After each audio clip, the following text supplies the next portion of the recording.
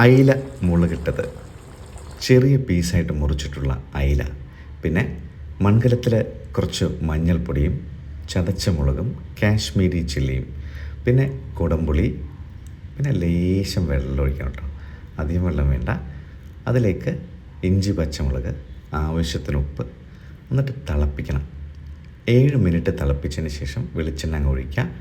തിളച്ച് വരുമ്പോൾ മീനെടുത്തിട്ട് അങ്ങോട്ട് തട്ടാം, ഒന്നും നോക്കാനില്ല. ഓരോരോ മീനുകൾ പിറക്കി പിറക്കി അങ്ങ് ഇടുക. അധികം വെള്ളമില്ല, അപ്പോൾ ചാറൊക്കെ എടുത്ത് മുകളിൽ അങ്ങോട്ട് ഒഴിച്ചു കൊടുക്കണം.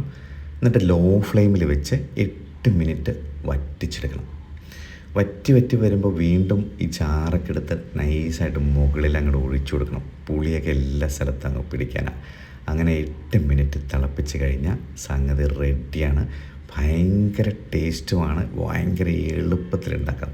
പുളി എന്ന് പറഞ്ഞാൽ പോരാ, പന്നിപ്പുളി ഐറ്റം.